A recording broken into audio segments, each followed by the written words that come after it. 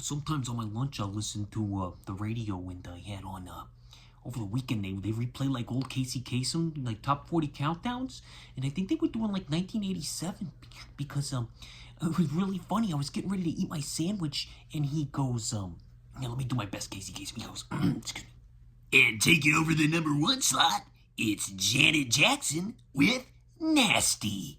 I just thought that was really funny. Casey Kasem saying nasty, Keep your head in the cloud and keep reaching for the stars. And I don't remember what the thing is, but anyway, let's get started. Okay, so that's enough of that. I got a new system this week. I got a new note system so it can be a little bit more professional. The first movie, the top titles, was a double feature. Okay, Ready or Not and Ready or Not 2. Those are two recent. Well, actually, Ready or Not came out in 2019, so it's already like what? Oh my God, where is the time going? 2019 was already like 7 years ago. My God. And now with that disease started? Jesus.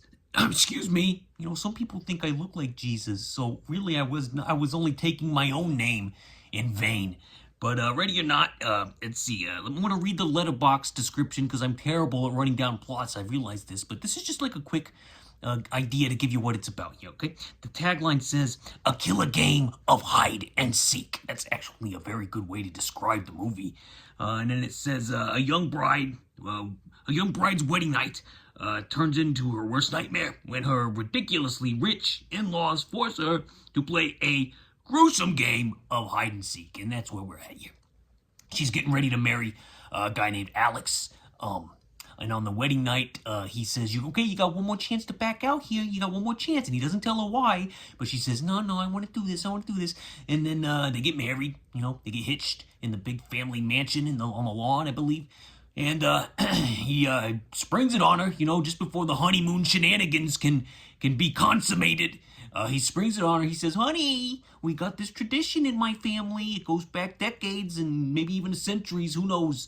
I wasn't listening to the exposition that much because you know how I am. I'm stupid, and sometimes all that exposition for new movies just flies over my head, especially if it's clumsy. But that's okay.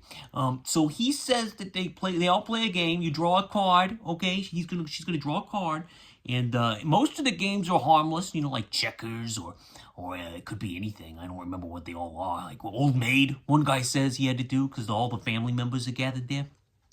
And she draws the one card, excuse me, she draws the one card that he didn't want her to draw, and that's hide and seek. So this becomes a game of life or death, basically. Hide and seek as life or death, where the rich is hunting the new family member, and if she can survive until dawn, then she can be in the family.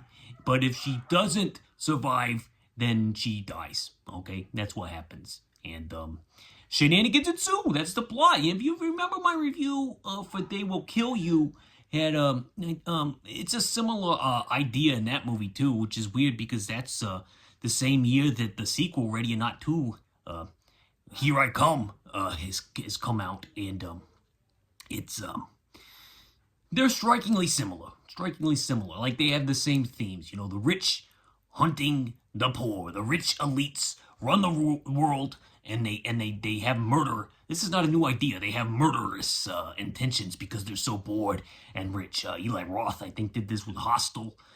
They do this a lot. This is just like it's a fun genre. There was that movie with that girl from Inglourious Bastards, and it was kind of the same deal, like rich people hunting poor people. Okay, so that's what we're dealing with. These are fun movies. I'm reviewing them both together here. They're both essentially the same game of hide and seek. Rich elites versus the poors, as they say, or the poors, as MJF from AEW, the wrestler, he might say. And the sequel, I think, the first one I think is the better movie, but the sequel is kind of the same idea, but it picks up exactly where the first one left off, like one of those type of sequels, which I always enjoy because, it makes it feel like it's all like the same movie. And it starts out really cool. Like, I was hoping that it would be like, a hunt in the wild, because it starts out like with them getting hunted in like a hospital, because her long lost sister, who was not mentioned in the first movie, comes to play in the second movie. She's played by Catherine Newton. And, let me just tell you who's in the movie, by the way. Samara Weaving. Very good. She's the main character. She plays Grace in both movies.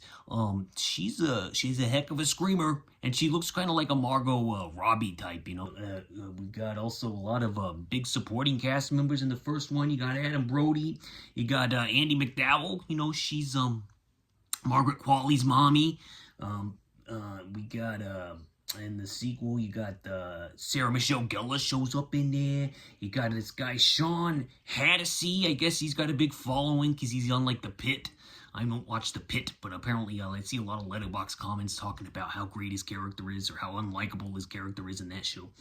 And David Cronenberg, the director, he shows up in the sequel briefly, and it's always weird when he shows up in other people. He's in like Jason X. He like doesn't have any standards whatsoever. I love it. He directs these like great movies, and then he'll just show up in these like almost B movies, these genre pictures, just for the heck of things. And Elijah Wood, Frodo Baggins, shows up in the sequel as like the game master. Yeah, these are fun movies. If you like the rich hunting the poor and just cool survivor sequences and lots of blood and lots of excitement, then I think you're gonna dig them. You know, I give them 3 thumbs apiece. 3 thumbs. I think the first one's better than the second one because the first one's climax is the climax. You know, it's the best part of the movie. And as I always say, if the climax is the best part of the movie, you know you're watching a good one, folks. You know you're watching a good one. So the first one's the better of the two, but they're both 3 thumbs in my book. Okay, moving along. For Tubi Friday, and even though I didn't watch it on Tubi, I watched it on Blu-ray, is Lifeguard. You see this? I bought it on Blu-ray because I liked it so much when I watched it several years ago. I don't have it logged on Letterboxd, so I was actually kind of surprised that it had been that long since I'd seen it. I started Letterboxd 2022, December, so I must have watched it that summer, like 3, 4, 5. So it's already like 4 years ago that I first saw this. But look at that cover there. Let me show you this. Look at this. You got this stud, all right? This stud played by Sam Elliott. The Sam Elliott, by the way. And he's surrounded by hot babes, okay, on the cover there.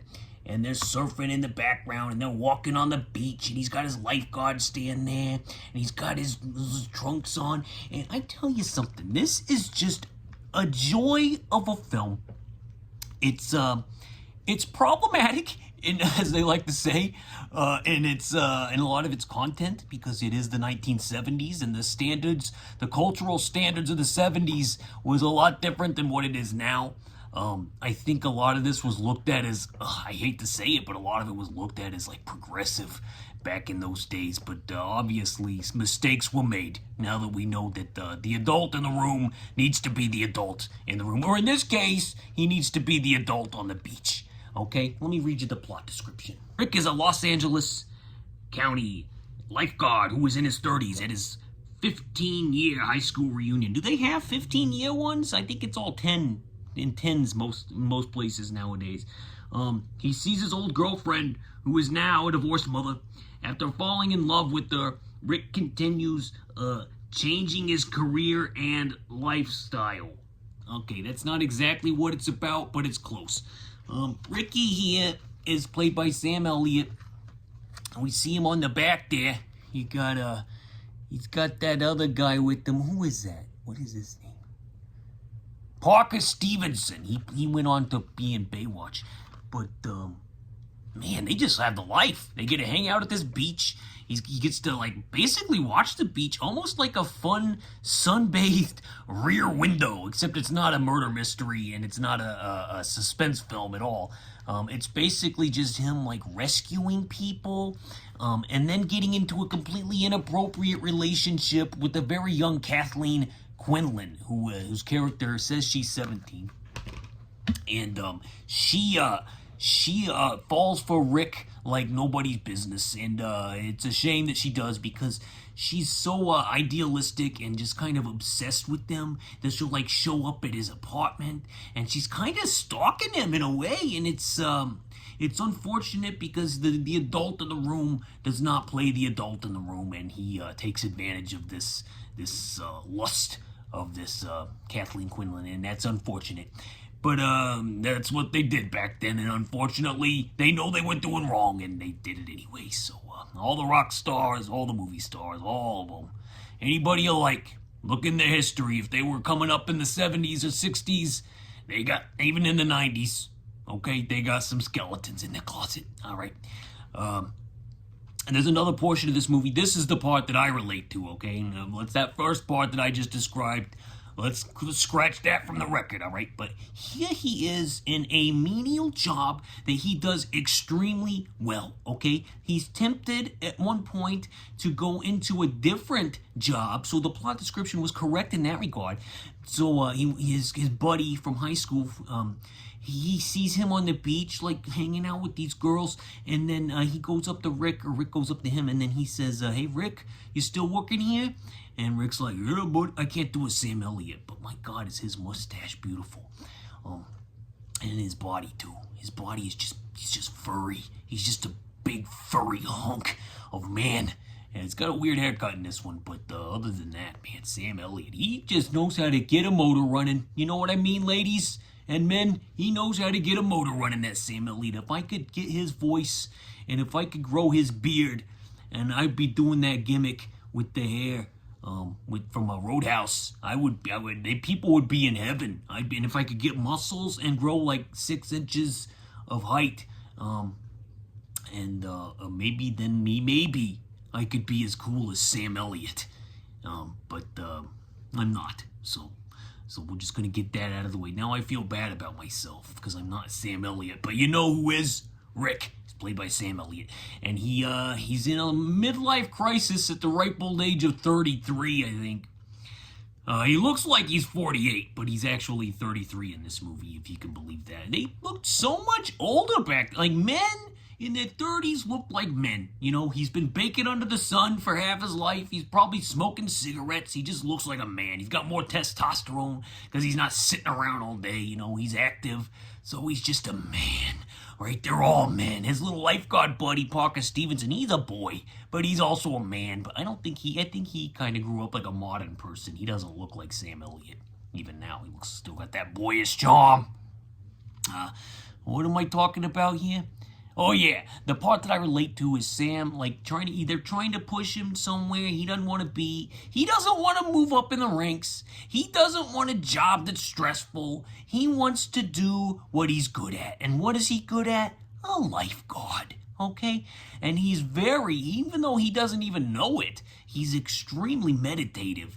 And, he just uses this job as a way to just, like, be peaceful, because he can just look out there at the sea and just his mind can just relax and his body can why would he want to leave that for some big high-stress job? If you can find a job that you can do and you can turn off your brain and not deal with the stress and still get paid a good amount of money, you take it. Unless you can find what you actually want to do for a living and make a lot of money, then that's another thing. But if you can find a job that brings you peace and stress-free, because I've been in it, folks. I've been in the job that's stressful beyond belief, and now I'm in a job that is so relaxing that I could just bathe in the relaxation on most days. You know, it's not in the sun, but that's okay. All right, and I found the peace. I found the peace of the lifeguard that Sam Elliott is. And for that reason, I give this movie 4 thumbs and a heart. If it had a better soundtrack, it'd probably be 5. All right, and if you take out some of the weirder humor, like there's a flasher on the beach that they don't treat seriously at all. There's some kids performing some what could only be described as assaults, and it's played for, like, lightheartedness, you know, but that was the day. Those were the days, folks. You want to travel back in time where that stuff was acceptable? Then the Lifeguard is the vehicle for you. All right, 4 thumbs and a heart. Jeremy highly, highly, highly, highly recommends The Lifeguard. And I had to get a Blu-ray, as I said. Here it is right there. Look at that. How do you not like that? Look at that artwork. Look at that. Look at those. Look at those. Look at those pecs on Sam Elliott. She's sucking on his whistle, too. Look at that. That is something else. All right, then, Finally back to kind of normal this week after some weirder weeks here. I'm flipping through the paper, from 1986, July 86. What's playing locally? A lot of big ones to choose from. Ferris Bueller was there. Top Gun's still revving up. Well, not revving up. It's still flying up. I don't know what you call it.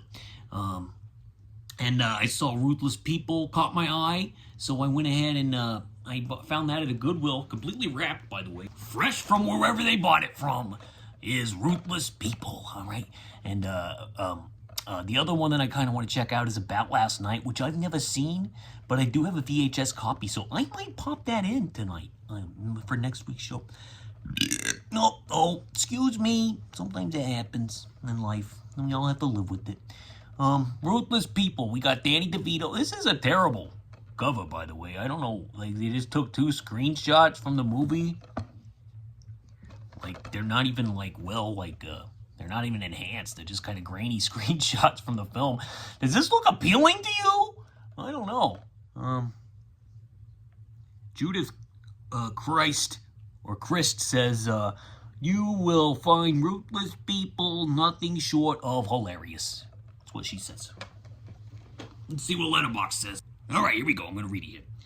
Sam Stone's wife has just been kidnapped, and he doesn't want her back. That's the tagline. All right, here's how Letterboxd describes the plot. Sam Stone hates his wife Barbara so much that he wants her dead. He's ecstatic when she's taken by a duo of kidnappers who want $500,000 ransom in exchange for her life, fully intending to ignore every one of the kidnappers' demands in the hopes that they do him a favor and murder her for him.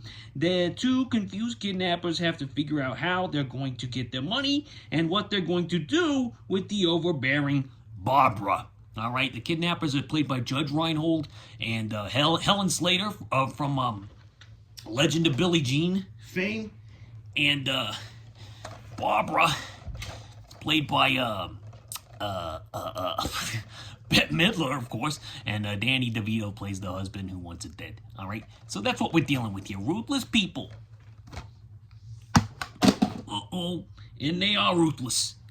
Do you remember Zaz? Do you remember that name? Does that ring a bell for you? It's David Zucker, Jerry Abrams, and who's the other guy? Jimmy Zucker? I can't remember all the names, but they gave us Airplane, the greatest comedy of all time. They gave us Real Genius. They gave us Naked Gun. One of them did. One of them gave us Hot Shots. So they obviously know how to be funny. And this is a funny movie.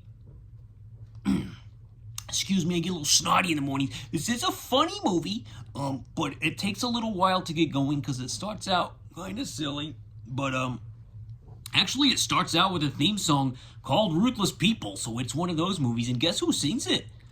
Mick Jagger. Mick Jagger sings it. I got the soundtrack over there. I just found that at the store at one point. But you can see it if you can read over there. Mick Jagger sings Ruthless People.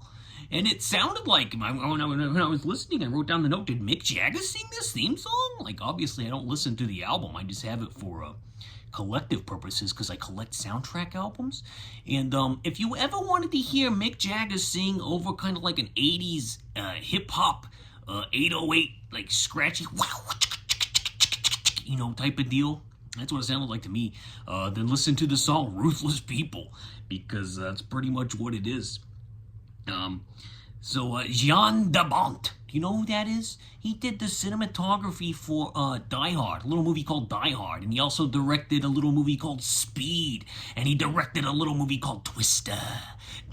Oh yeah, the Twisters are getting ready, folks. I don't know what I'm doing, but I'm getting excited. That's what I'm getting a little excited here doing the Twister gimmick. Oh, the Twisters. But back to the main point. Jan de Bont did the cinematography, and a lot of the comments on Letterboxd say it, and I agree. This looks like one of the most 80s movies you can find. And not in the way that you think. Like, now we got the vaporwave, that type of 80s. It's got a little bit of that. Like, there's like a lot of pink lights in the houses and whatnot, like in the neon lighting. But What really makes it 80s is that the set decoration in Danny DeVito's house looks exactly like the opening credits to Saved by the Bell. Like, I'm not even exaggerating. I'm not even kidding. Just pull up the movie, watch it somewhere, and you will see Danny DeVito lives inside the opening credits of Saved by the Bell. Whatever that art style is, that's what they're going for. At one point, I wanted to mention that I saw George the Animal Steel and his hairy body wrestling on TV with Vince McMahon on commentary, the notorious Vince McMahon. Oh yeah, that reminds me. In The Lifeguard, back to the previous movie, there's one scene that grossed me out where Sam Elliott pulls this very white, pasty, overweight man out of the water, and this man is covered in just like fur, and even describing it now, I can feel a gag coming up here. It is gross. Like, why couldn't they have found a better extra? Was that like a documentary and they couldn't find it? Dude, my God, he was a Yeti. I've never seen anything. You think Robin Williams is hairy? You haven't seen anything until you see this furry, white-haired man that Sam Elliott rescues in Lifeguard. That's another reason I didn't give it 5 stars, because of that exact scene. I'm like, oh my God, Daniel Petrie, the director, get your son in there, the guy who wrote Beverly Hills Cop, okay? That guy could have taken that. He could have told you that was a bad visual, my friend. But it's got plenty of other good visuals to make up for it. Like Sam Elliott is a sexy kind of hairy, you know? He's like me, you know? He's like a sexy kind of hairy on the chest there. Well, I don't have any hair on my chest. You've seen it in other videos. See? Look at that. That's Bear right there. But Sam Elliott, he's the sexy kind of hairy. This guy that he pulls out of the water. Woof. That's like a Yeti dog. I don't know what he was. I am completely off topic. I am so sorry. Back to Ruthless People. Oh, yeah, it was because of George Steele. Speaking of George Steele, do you see him up there? If you look closely on that Ed Wood poster, you can see him. All right? Zoom in if you got to. Maybe I'll zoom in for you, like a real tight zoom, and you can spot him. Hold for the edit. Plug him in right there. All right, we're back. Let's see. Bill Pullman is in this. He plays like as he's described in the Letterboxd reviews that I've seen, a himbo. Okay? He's got like a bleached blonde hair. He's really funny. He's probably one of the funniest parts of the movie.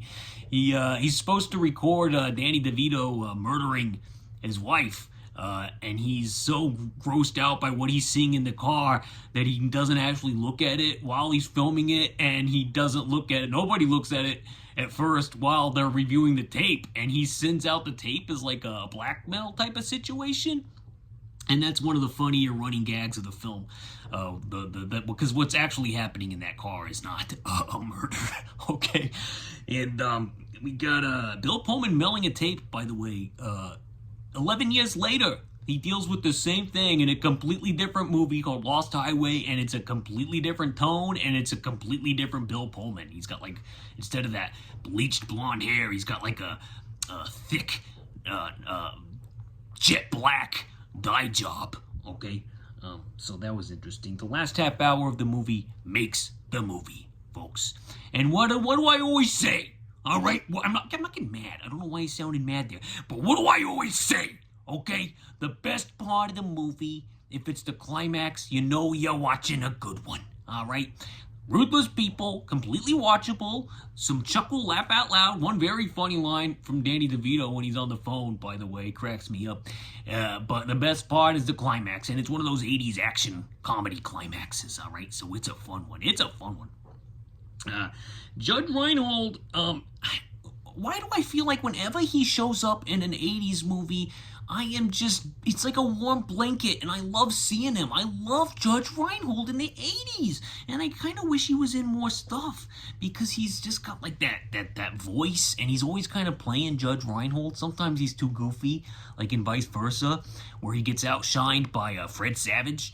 But at the same time, he's just like a comfort for me, Judge Reinhold. If I could have like one of those wrestling buddies that they used to have in the 80s, wrestling buddies from Tonka, except it's Judge Reinhold, I would be in heaven. So if anybody out there watching this, I know there's not a lot, but if anybody out there watching this has like an Etsy account where you make like if you take commission ideas, I want a Judge Reinhold wrestling buddy to sleep with at night.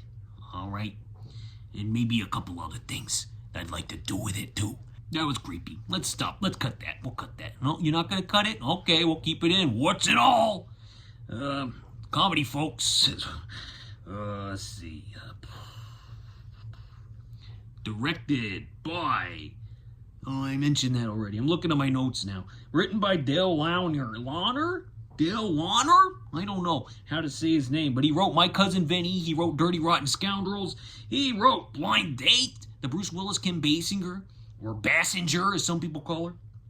And he's a good writer. I think I like all those movies. And he also wrote The Hustle, I guess, but I think that's more because it was based on his original screenplay. I doubt he did it. And where'd he go? All his movies are in the 80s. Did he die? Did he die? Miss you, Dale. Miss you every day. And speaking of death, I just got word that Sam Elliott. Oh, excuse me. Sam Elliott's still with us. Sam Neill from Jurassic Park. He passed right before recording. Whew, he's in Possession. Remember that movie? I don't care for it, but a lot of people love that movie. Like, a lot of people love that movie. I thought it was just too much for me. I don't want to revisit that one. It's just too unpleasant. But, he's in Dead Calm. You ever see that one? Sam Elliott? God damn it! Sam Neill? Why do you keep doing this? We'll let all that out. Or don't. Leave it in. Warts and all, as I say. But yeah, rest in peace, Sammy. We are gonna miss you, okay? I just found out the news, so I'm a little sad. And also, Lindsey Graham died. All right, moving along. Okay, here we go. That's about it. That's about it for this week. 3 stars for 3 thumbs for Ruthless People. A lot of 3 thumbers this week. It's a three thumb kind of week, I guess.